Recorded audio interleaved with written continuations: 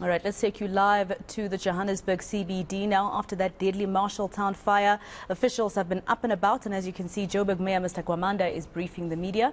Let's listen in.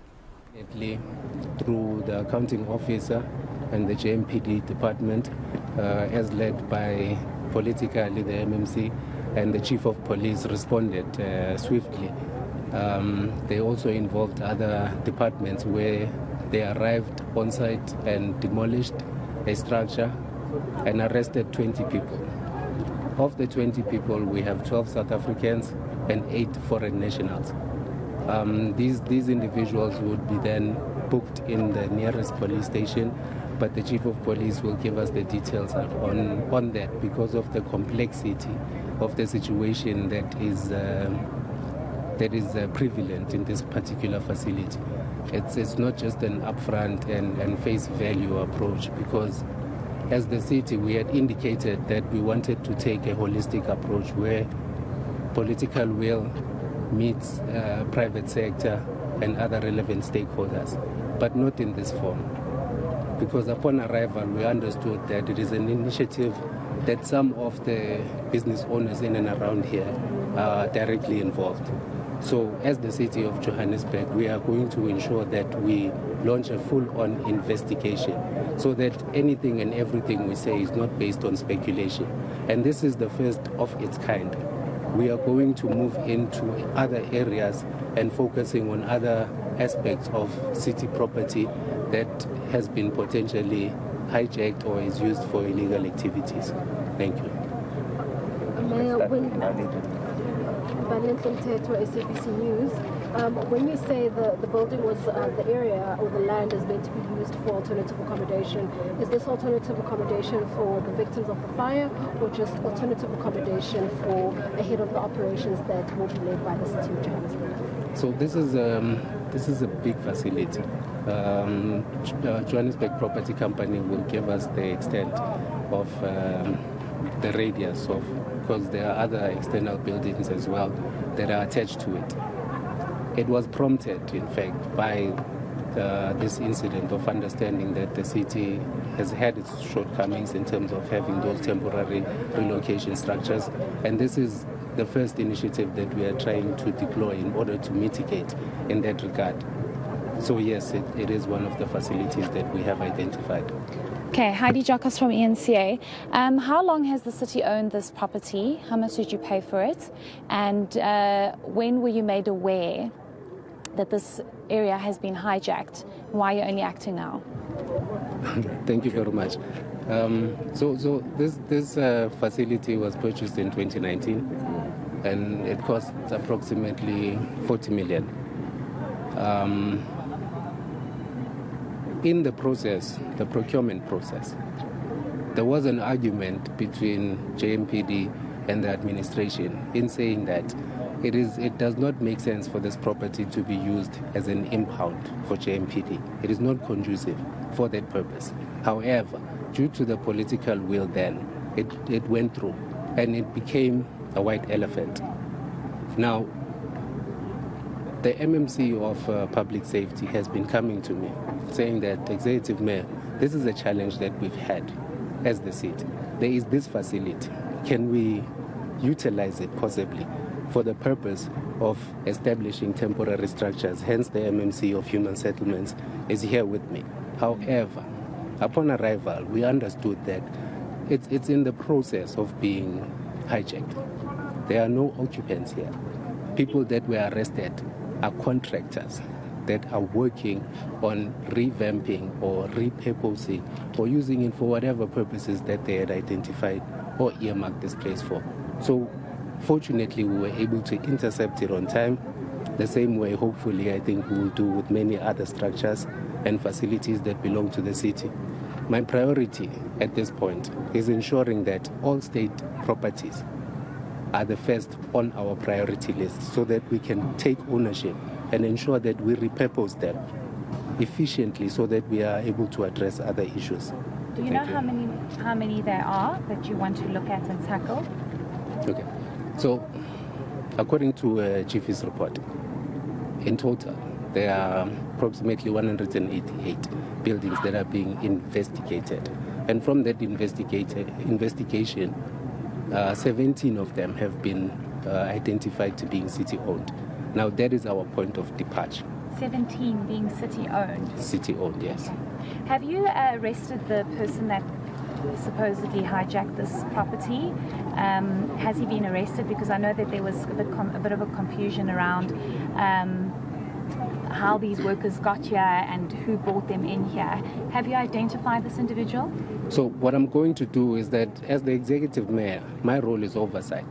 When it comes to the suspects themselves and speaking to who it is, I heard a conversation between the chief of police and the person from one of their employees that are here, because we need to understand who employed you, why are you here, who is paying you.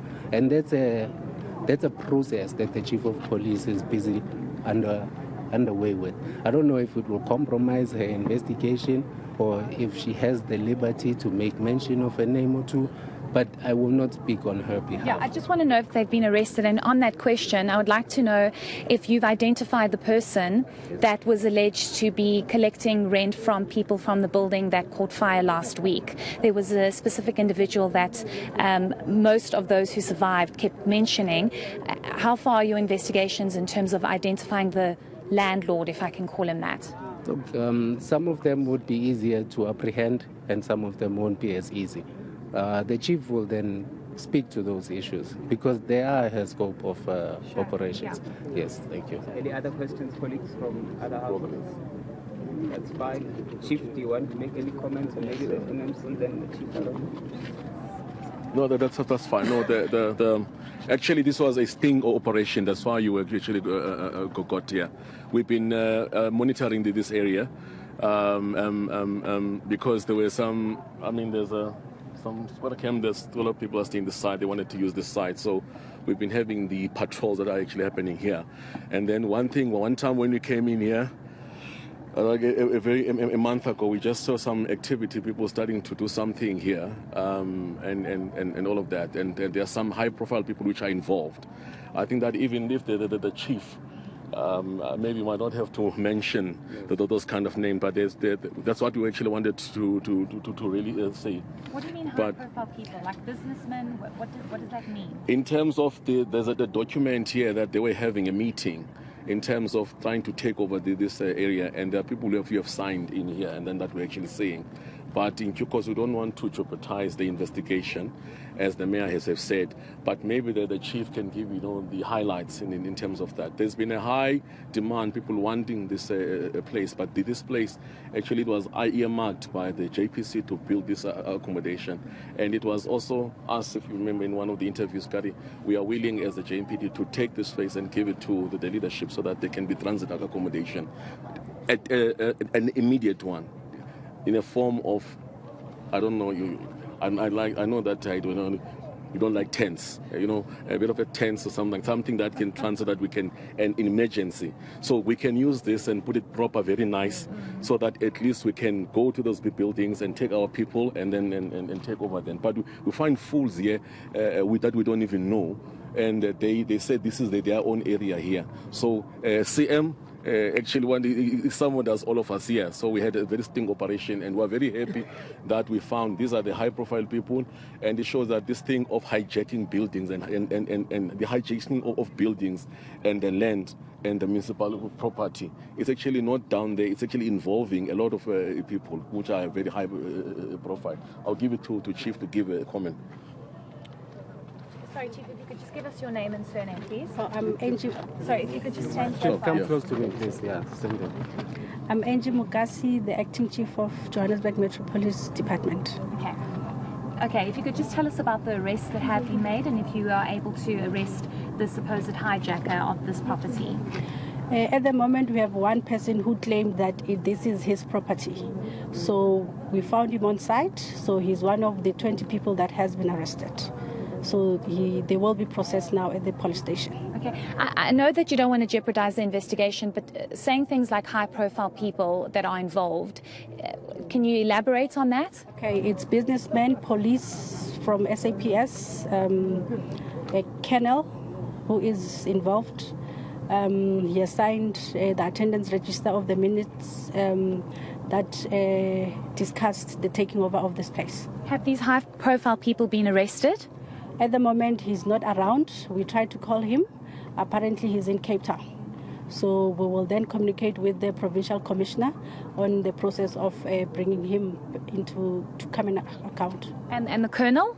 Is the colonel that I'm referring to. Yes. To the colonel. Yeah. Okay, and then in terms of the building in the CBD, I don't know if the mayor said that you could possibly answer to that. There was a supposed landlord.